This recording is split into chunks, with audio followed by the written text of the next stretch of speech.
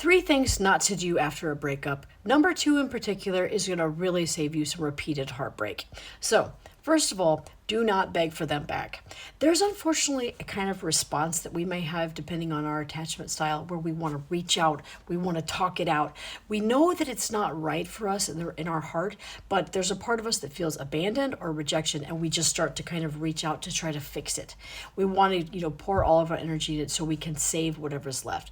This is especially true if you have an anxious attachment style, like an anxious preoccupied. You might want to do everything possible to beg or smooth it over or whatever. Please don't do this. The thing is that there's a time right afterwards where you're not really thinking clearly, and you have gone into a kind of a panic mode. And so your first impulse is to try to keep the relationship and the person, instead of actually taking the time to reflect on what's happening. So the thing is that there's a difference between genuinely wanting something back and simply being terrified of them leaving. Okay. And also remember that, like, if somebody is willing to leave you, sometimes we have to be willing to respect ourselves enough to know that they need to walk away. And also remember that rejection is redirection. I know that that's one of those things that in the moment does not feel true, but it always is when you look back later. So the thing is like, if you're begging somebody, that is coming from a place of fear and not from love.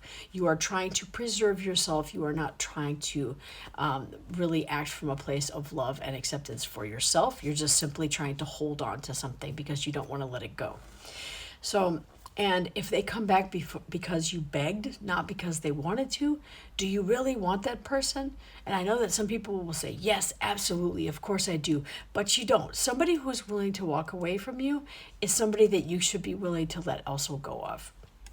All right, number 2, and this is so important, trust me on this, unfollow them on social media. It doesn't mean that you have to, like, if you guys, parted amicably or something like that, it doesn't mean that you need to unfriend them, block them, or whatever, blah, blah, blah, blah. But do not follow them, because this is not going to be helpful. There's going to be the curiosity in the back of your head that wants to know what they're doing, who are they with, where are they going, oh, look, they're doing this. Don't do that, because you're going to cause, a lot of analysis and stuff like that, where you might end up being ruminating or obsessive or asking their friends what they're doing, and this is just not going to help your healing process, especially because what I see from so many of my clients is that they're doing really, really well, and then they see one photo and bam, it takes them back, several notches there in the healing process. And of course, healing is not linear. We know that, because sometimes it's, it really does feel like one step forward, 2 steps back.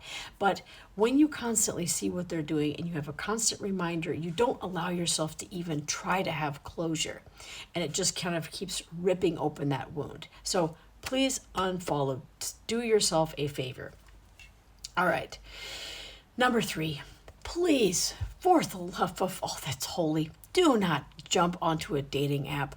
One of the first things that people want to do is they want to avoid the pain. I get that. And there's a lot of times that we feel so rejected, it may be unattractive, maybe unwanted, maybe unlovable, that the first thing that we want to do is see if we still got it.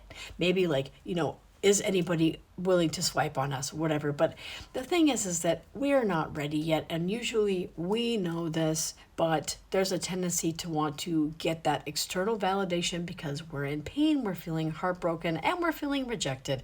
And of course it feels good to know that, okay, this many people would swipe right on me. But in the end, this does not help. And plus it could lead to a situation where you're rebounding, you're really taking in all of this, outside attention, and it feels really great. You're not doing the healing work, and you're not moving yourself forward.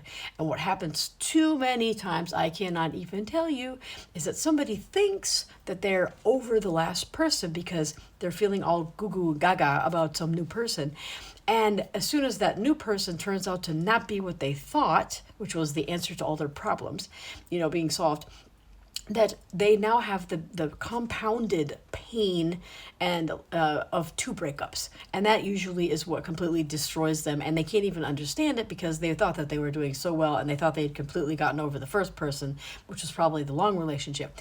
Please don't do it. Just sit with yourself and please learn the emotionally intelligent habits that will help you to let go of this pain heal through your heartbreak and get better tools so that when you're ready to date again, or maybe not, whatever it is that you want, that you're coming from a healed place of self-love, self-acceptance, and not from a place where you're just kind of trying to take anybody that comes in. Remember that when you are thirsty, you will drink from any poisoned cup. You don't want to do this, and this is what often happens to people after a rebound. Anyway, does this sound like something interesting that you could resonate with? So anyway, if you want to learn more about my style of coaching when it comes to heartbreak to healing, please join my workshop that's coming up next week. Go ahead and check the link in the comments, and I will see you there on Tuesday. We're going to be talking about the different healing stages that you need to go through in order to become a person that feels whole again. And we're going to be looking at some of the techniques and the tools that I use, including transformational coaching and EFT tapping. Like, follow, and subscribe for more. Check the link in the comment.